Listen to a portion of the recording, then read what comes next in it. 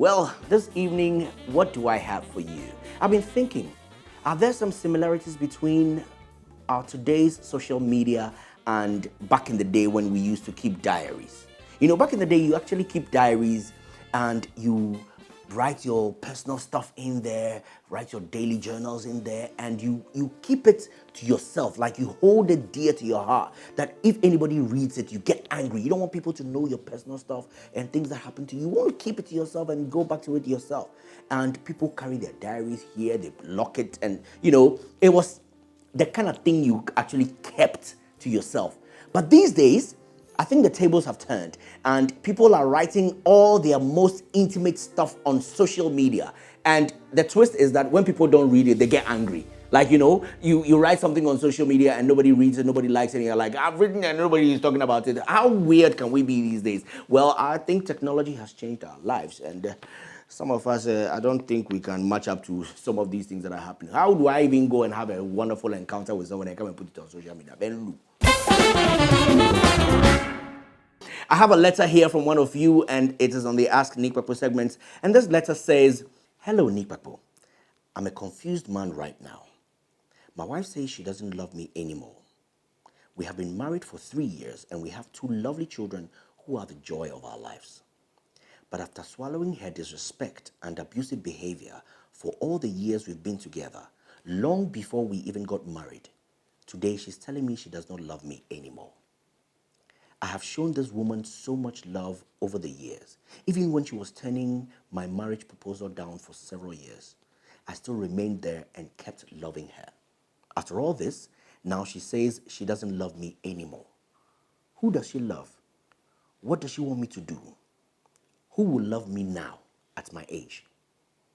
Yours sincerely, Yao Boy." Yao Boy, you are in a very, very tough situation.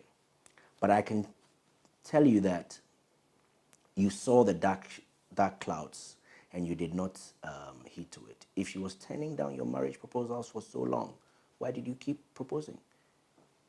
And well, now she's actually seen that she really can't go far with you anymore.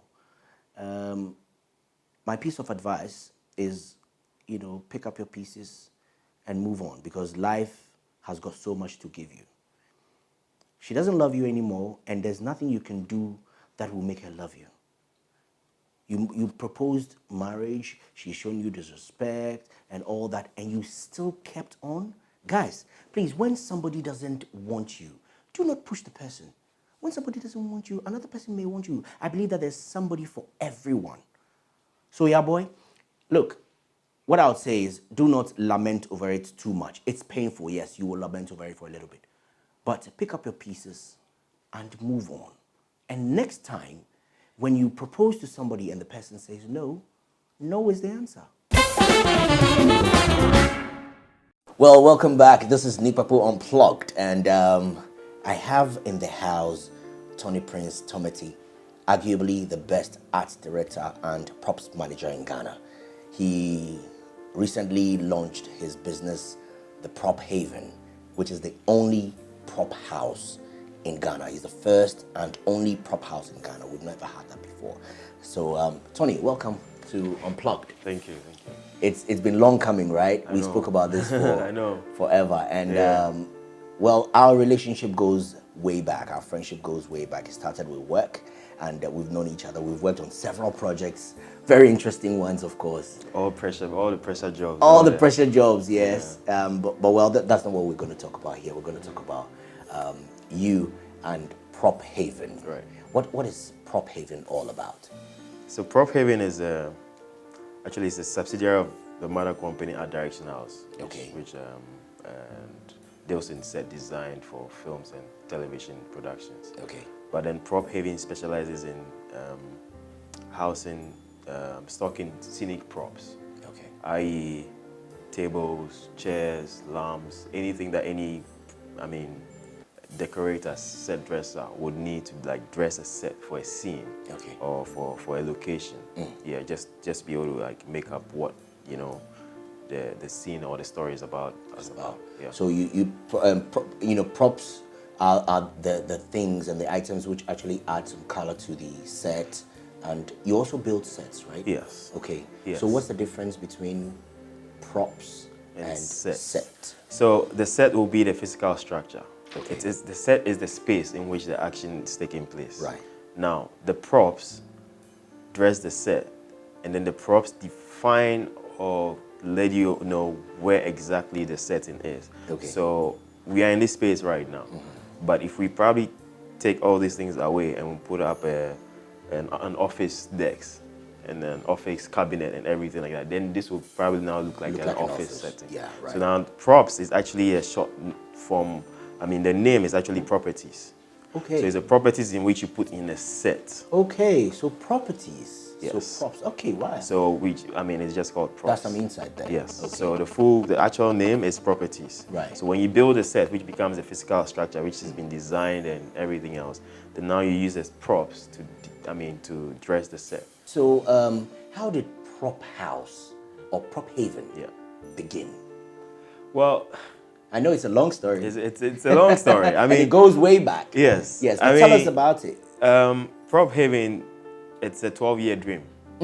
Yeah, I've had this dream 12 years. How many years back? 12 years ago. But also, it came up because whilst I was in film school, and whilst I even finished film school, whilst I was working out, it was very difficult finding props for film. For anything else I was working on, whether it was a TV commercial, or was a TV show, or was for a film, it was very difficult. I ended up taking things from friends' homes, like my home. And then when you bring them, you pay for exactly. And people didn't understand. People didn't understand what this was. Why do you need this? Why do you need this chair? For them, it didn't make any sense. I know what I was looking at. Right. So, having finished film school, my dissertation was on the absence of a props house and a props and costume house and its effect on the film industry. Okay. Really. Okay. So that was my research because I had experienced what it was like and I knew this was affecting us in a certain way. Okay. It also made it very expensive for the art department because then, you always have to go out bargaining, there's the budget stuff. Yeah. Yes. Yeah. So having done that, I said, no, I think that we need to have something like that here. It will help other people, budding art directors who are coming up. Okay. But from my point of view, it's what you do in terms of business is you have to identify what people need and give it to them. That's the only way. That's the only way in terms of business you can make some money for yourself. Of course. Yeah. Of course. So there was that gap. There was that loophole. Yeah. And I wrote my business proposal, and it was sitting there for how long? And then I was looking for the space. Right. I initially thought of like a 3,000 meter square space. Okay. Why? Because I had a dream. Because you are going to see it in Hollywood. Exactly. And I'd been to Universal prop houses. I've been to Paramount, and I picked things from there for different things that I had done. So I kind of like said, no, this is what it has to be. I'd been to Germany. I'd been to like a Western costume house, and this is how it had to be. Right. So again, where was I going to get the money from? Honestly, it's like So I think that was my. I shouldn't have. My limitation because I was thinking big. Right, to start big. Yeah. But I think the good thing was I should have thought of, okay, can I just start small and then maybe grow? Yeah, right. Yeah. So this year I just said, no, whatever it takes, I'm just going to do it. Just do it. I rather would do it and fail than not do it. Than not try it at all and knowing later that you could have actually been successful at it. Yeah, so then I found a space which was pretty, 200 meter square space. Okay. It's not anything close to 3,000 meters square space. That's 2008 short. Yes, but it was okay enough to say, just start. But even that is quite big for me. It's quite huge for me. Well, because we have nothing like that in Ghana. Yes. So when I came over there and I saw the space, I'm like, wow, this is huge. Well, so if you're thinking about 3,000, then you probably are going to build a whole city. Well, yeah, because in a 3,000 meter square space, what you want to do is to have like 3 different levels or 4 different level spaces. So you want to keep your maybe first floor like just stuff for like furniture, office furniture. Right. The next floor for like maybe bedroom furniture. The next floor for like So then the next down floor is like just maybe wall dressings and things like that. So people can just walk through it and know that okay. And you have options. Yes. And and it just gives you so many ideas when you're looking at these things. You're like, oh no, this can work. This I rather would take this and this can work. It just if you're a creative person, the ideas just keep flowing. Yeah, because so you actually open a sort of you open an arena for people to Yes. actually. Yeah. Now I wanted a frame, a 2x4 frame, but Right. well, I've come here and I can see a 2x6 frame, which Yeah. actually looks kind of, Yeah, you and it will know, probably fit better on the wall. exactly. Even though I So was you thinking space, open up yeah. the space for people Yeah, to be more actually creative and more creative. just explore and just, you know, do what you Yeah, have to do. yeah. And then also what it does is it cuts down your budget. Right. Because then I don't have to purchase the item. Yeah, I'm definitely. I'm just renting it, Yes. use it for what I want to use and bring it back. Yeah. And it doesn't matter how you use it. Honestly, you may think that you use this table and somebody already used it. But it depends on how you're going to use it, because you are decorating it, you are dressing the set. Yep. Maybe you want to go put it in that corner, but the person put it in the center.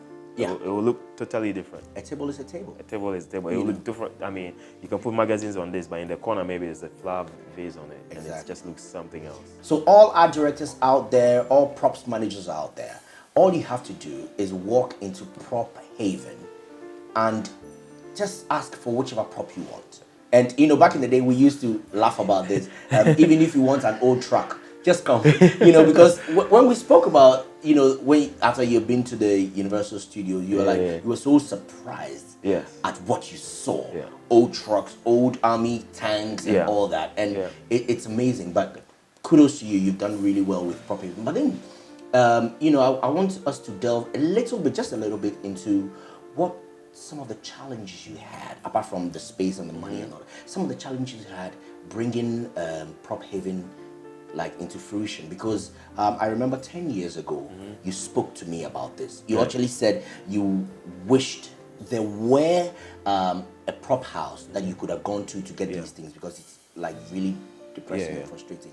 And then you said you were going to build something like that. And it's taken 10 years.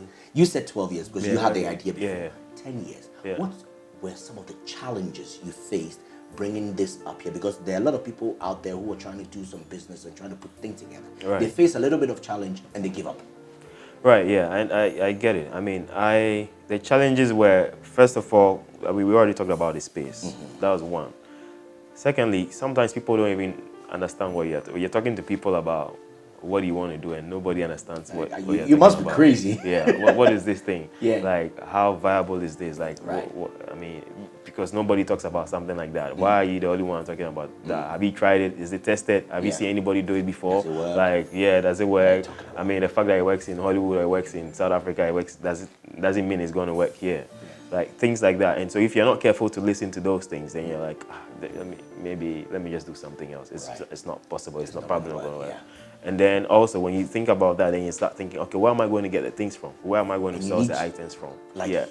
Lot of items. Variety of different things for people to be able to walk in and choose. And even how sure are you that people are going to come and rent for you to make your money? Exactly. So it's very capital intensive. I don't like, because every time I drive or I see something and I think, oh, this is going to work, I have to put it in. Yeah. And then it's like impulse buying sometimes. So how did you get the money to do that? Well, this is just saving. I mean, I just saving, and then one time I just said, buy all these items, because then I worked on a job. Okay.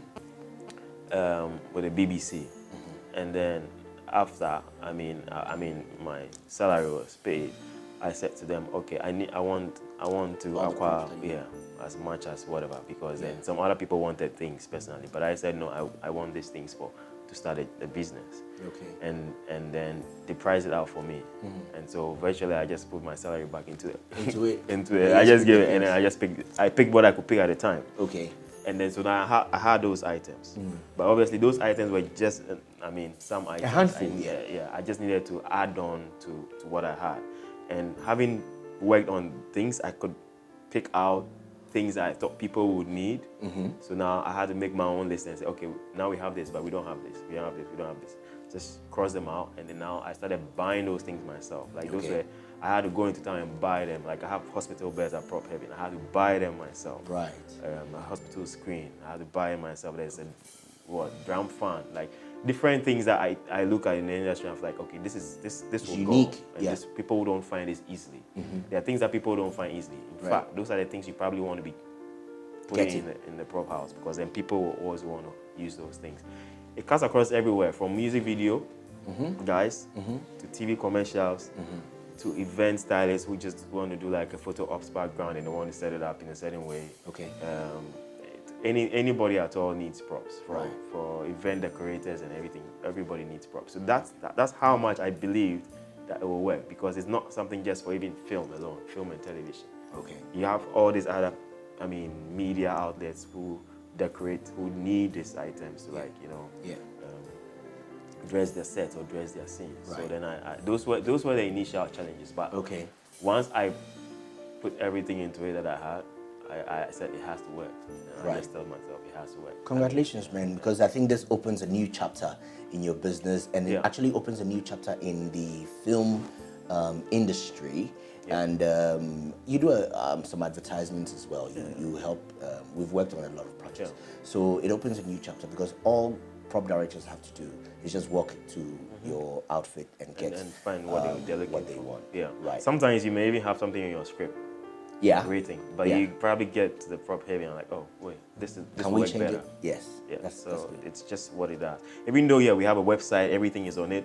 Personally, as a designer, I like to go into this. Go in there and then let the creative juices flow, and then you actually that's beautiful. So let's talk a little bit about you.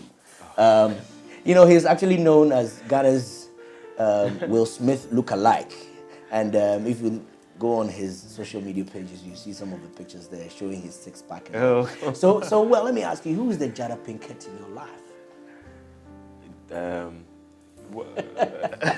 When you ask that question to some people, a lot of people, then they get confused. They don't want to say it. Is it because? Is it because what? No. Right. Yeah. She's there. There's someone, right? Yeah, let's just say you don't want to put her on TV. Yeah. Okay, so are we hearing the wedding bells ringing anytime soon, or just taking your time? No, I think everything just. If you just allow yourself to just develop and grow through the process, and if it happens, it happens. Yeah, everything will take its right. I don't think there's any pressure. I don't think there's anything to worry about. I think that so far as you have your mind made up towards a goal, it would just just happen. You may just wake up one day and like, oh, I'm just going to do it. Let's do this. Yeah. It happens to a lot of people. Yeah. So let's just talk a little bit about the industry, the movie industry. I personally think that we have allowed our movie industry to go down instead of go up. And it's a pity that a lot of discerning people do not watch Ghanaian movies any longer. Right. What is your take on this? Because I think the Nigerian movie industry, even though they learned a lot from us back in the day, they've overtaken us, and we are now playing catch-up. What's your take on it? I think that generally as a people, growing up from here, we are just one of those people who, I don't think we are adventurous enough. It's just growing up. I had to learn it the hard way to be adventurous, to say I want to do this and do it myself. Right. So on that character thing, it just also makes us laid back a bit. Okay. Because then we don't try, we are not ready to experiment and also do the things we're too afraid. Exactly. So that is a thing to change. That's an attitudinal thing, but it's a Ghanaian thing, honestly. You can't take it away from us. Right. Compared to a Nigerian who, when he doesn't even know it, says, I know it. And he's going to tell you, I know it, and then now go and look for what you are talking about, and then come back and prove to you that yes, he can do it. Yes, yes. Because I know. He'll be in a Gucci suit and blah blah blah. He went to borrow everything. But then he's determined. Yes. Yeah. He's but so Ghanaians determined. are afraid to do that. Yeah. Now, I think also the industry is. You have a lot of people who actually want to do good work. Right.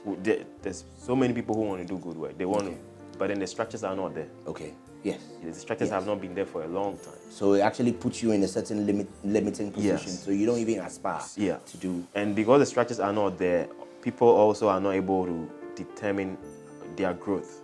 Right. Because you don't even know if what you're doing is, how many years down the line? Are you doing the same thing, or are you supposed to have moved on from here? Okay. And also if you don't have the exposure, because then if you don't have exposure, you probably will be doing the same thing for 10 years and you probably don't know that we don't do this anymore. There's another way to get it done. Yeah. So the structures are not there. That's one of the things that's causing us all these problems. There's no marketers. Who are you going to sell your movie to?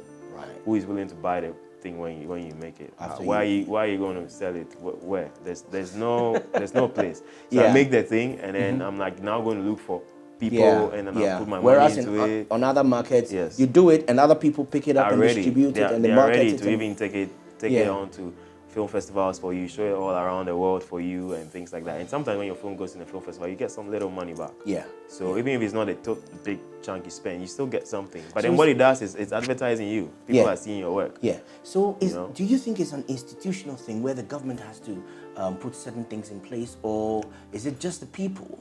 I think it's just the people. I think the government would only do it if the people themselves can put themselves together and say, okay, this is the way forward, and this is where we want to go. We need your support. Right. But I think there's just too much bickering and too much Relying on the government. The government has to do this, and there's just too many bodies. Everybody wanting to claim, that they are this, they are that, Right. and everybody wants power. I mean, that power thing it's not a thing. I don't believe in bosses. I believe in leadership. Right. Leaders show you how to go on the way. Bosses just tell you what to do. Exactly. So unless you have leaders who can actually tell us what to do, I mean, show us the way and how to get to the way, then we're always going to be here where everybody is saying, no, but I know this better, I'm better than this. No, that's not going to work. There's so many things we have to learn. I think Ghana Academy of Film and Television Arts, which I've been a member of like how many years, was trying to streamline all these things. Okay. Then we had different factions that came out. Right. Some that I didn't even know about, because of course some of us are young. But some of us had met Chris Hesse and the people who actually wanted to make this like a body, Right. which streamlines and takes charge of the film industry and how it should go, just so that we could match up to international standards. Right. And then in that way, everybody will be taken care of. If I go on a job, I could effectively tell you that on this job I'm making so and so amount of money. Okay. And once I'm at peace, knowing what I'm getting, I'm my all in the job. Yeah. I'm not thinking of the next quick job because Charlie, this one is Because not you're giving me fine. exactly. Yeah. So there's people like that, and I think for now, for the new ministry, I think they're championing something. It's getting there, and I just hope it will get there faster. Right. Maybe when that thing gets there, we can now streamline everybody, streamline guilds, streamline associations, and then associations will now be able to say, okay, in this guild, this and this and this happens. So now they take care of me in the guild, and I know what I get from the guild. Right. I don't have to worry about anything else. If you come to me or you go to the guild will be able to say, okay, this is the person we can give you to do this job for you. Okay. Even in the guild, it has to be categorized. Like there's a B, C. There's nobody who's worked 10 years and you just come from school and you think you're going to be. think you're going to be a power. It does. You can be good, but then the experience counts. Yes, also. Beautiful. So yeah, I mean, those things are the things that need to be structured, and I think when we get those things, we can get someone. We'll be better for it. Oh, that's good. Well, Tony Prince Tometi is here with me on Nii Kpakpo Unplugged. We'll go for a short break. When we come back, we'll play Unraveled.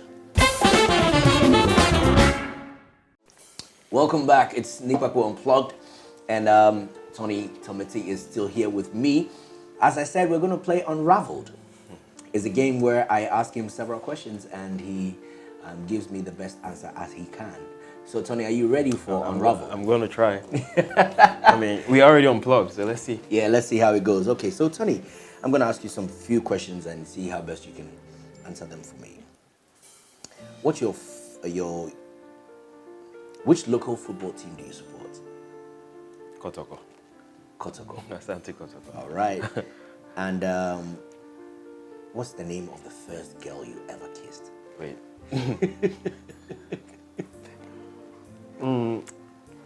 I think nah. Now what? Nah is not a name. Nah is a prefix to a name. Nah amateur. Nah amateur. Yeah, I think yeah. Is she still around? She should be around. You don't know? Married the kids. I mean, Or that something. was long. That was long ago. Would you like to revisit that episode? No. In fact, no. All right. So tell me, what's the biggest risk you ever took? To start prop having for me, big risk. Yeah. So it's kind of fresh. Yeah. Yeah. Right. Yeah. Very fresh. And the results are. It will be good. Okay. Who would you like to be stranded with on an island? It's either who I'm with, actually. Okay. Yeah. You wanna play safe now, right? It's just who I'm with.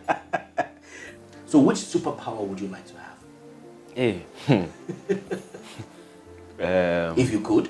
Superman. Superman. Like to fly Everywhere. Hey. And what keeps you up at night? Honestly, it's just work. Work. Wow. What would you wish that you were better at? I wish I was better at making money. I mean, yeah, I wish I would wish to be better at making money. Do you have any secret talent? I used to be a goalkeeper before, though. Oh, really? Yeah. Oh, that's quite interesting. Good. Yeah. My beginning sports days from Services Primary. It's a goalkeeper. As a goalkeeper. All right, that's beautiful. Well, thank you so much, Tony, for coming through. This is Nii Kpakpo Unplugged, and I come your way every week with a lot of humor, a lot of laughter, a lot of fun. Keep smiling, and I'll catch up with you same time next week. Stay unplugged.